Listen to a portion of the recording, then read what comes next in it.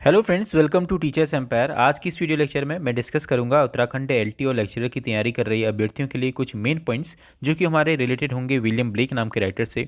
William Blake आप lecturer के syllabus में हो सकता है आपको ना देखने को मिले, लेकिन ये आपके एलटी के लिए बहुत ही इंपॉर्टेंट होंगे। इसके साथ साथ जो भी एग्जाम उत्तराखंड में टीचिंग से रिलेटेड होते हैं और वहाँ आपको विलियम ब्लेक जरूर पूछे जाते हैं, उसका रीज़न ये है क्योंकि विलियम ब्लेक इकलौते ऐसे राइटर हैं जो कि आपके कुमाऊं यूनिवर्सिटी में, श्रीदेव सुमन यूनिवर्सिटी में या उत्तराखंड ओपन यूनिवर्सिटी में लगते हैं।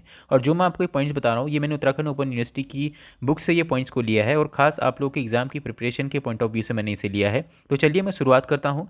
पहली बात तो ये है जो आपके विलियम ब्लेक के बारे में आपको इस वीडियो में जानने को मिलेगी। अगर आपसे पूछा जाता है कि हम लोग किस पोएट को इंग्लिश लिटरेचर में इनग्रेवर पोएट के नाम से जानते हैं, तो उसका सही आंसर होगा आपका विलियम ब्लेक। दूसरा पॉइंट जो इसके बारे में ये है कि मिस्टिक पोएट के नाम से हम किसे जानते हैं, उसका भी सही आंसर होगा आपका विलियम ब्लेक। यानी आपको यहाँ से दो पॉइंट देखने को मिले। पहली बात तो इनग्रेवर पोएट के नाम से हम किसे जानेंगे, विलियम ब्लेक साहब को, और मिस्टिक पोएट के नाम से भी हम किसे जानेंगे, विलियम ब्लेक साहब को। ठीक है, तो ये जो मोस्ट इंपोर्टेंट पॉइंट है ये आप ध्यान रखिएगा, छोटी मगर मोटी बातें हैं। नेक्स्ट, अब अगर मैं आपसे बात करता हूँ कि इंग्लिश लिटरेचर में किस राइटर को उसके कॉन्ट्रास्ट वर्क के लिए जाना जाता है या किस राइटर के कॉन्ट्रास्ट वर्क इंग्लिश लिटरेचर में फेमस होते हैं, तो उसका जो सही आंसर है वो आपका विलियम ब्लेक। विलियम ब्लेक एक ऐसे राइटर हैं जो कि कॉन्ट्रास्ट वर्क के लिए जाने जाते हैं इंग्लिश लिटरेचर में। कॉन्ट्रास्ट वर्क का ये मतलब होता है कि जहाँ पे आपको दो थीम देखने को मिलती हैं। ठीक है, इसका मतलब ये होता है कि जैसे आपके सॉन्ग्स ऑफ इनोसेंस और सॉन्ग्स ऑफ एक्सपीरियंस, ये दो वर्क हैं, लेकिन इन दो वर्कों की जो थीम होगी वो एक दूसरे की कॉन्ट्रास्ट होगी। इसका मतलब ये है कि एक दूसरे की थीम, इनकी विरोधाभास आपको थीम में देखने को मिलेगा। जैसे अगर आप एनसीईआरटी की बुक्स में जाएंगे तो आपको एनसीईआरटी में दो पोएम देखने को मिलेंगी। एक तो होगी आपकी द टाइगर, इसके साथ साथ जो दूसरी पोएम है वो है आपकी द लैम।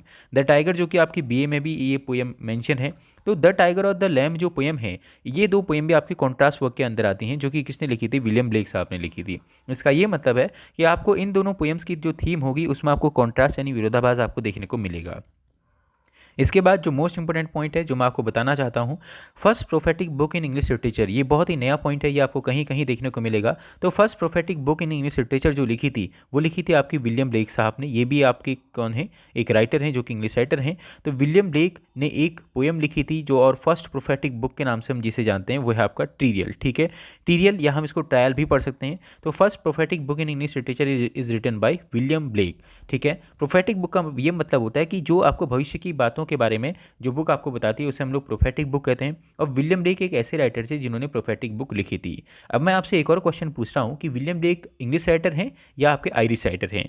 मैंने अभी जो बोला हो सकता है वो गलत हो, लेकिन आपने मुझे करेक्ट आंसर बताना है कमेंट बॉक्स में लिखिए कि William Blake is an Irish writer और इंग्लिश राइटर। ठीक है, मैं आपको ऑप्शन भी मैंने आपको दे दिए हैं, इन दोनों में से एक ही है।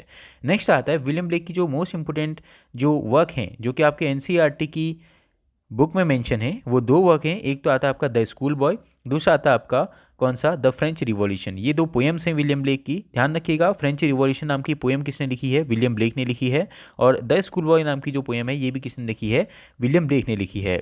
लेकिन मैं आपसे पूछना चाहूँगा कि जो द फ्रेंच रिवॉल्यूशन नाम का प्रोज वर्क किसने लिखा है, ये आपने मुझे बताना है। ठीक है, इसके बाद जो द स्कूल बॉय जो कि एनसीईआरटी में जो आपकी पोएम मेंशन है किसकी, विलियम ब्लेक की, तो इसकी जो राइमिंग स्कीम है वो है आपकी ABABB। इसका ये मतलब है कि इसमें 5 लाइन्स होंगी और 5 लाइन्स की पोएम को हम लोग क्या बोलते हैं, क्विंटेट बोलते हैं। तो विलियम ब्लेक की जो द स्कूल बॉय है वो किस फॉर्म में लिखी गई है, क्विंटेट की फॉर्म में लिखी गई है, जो कि आपके केवीएस वालों के एग्जाम के लिए, डीजीटी केवीएस के लिए काफ़ी इंपॉर्टेंट पॉइंट है। ठीक है, और जिसकी राइमिंग स्कीम क्या है, ABABB है।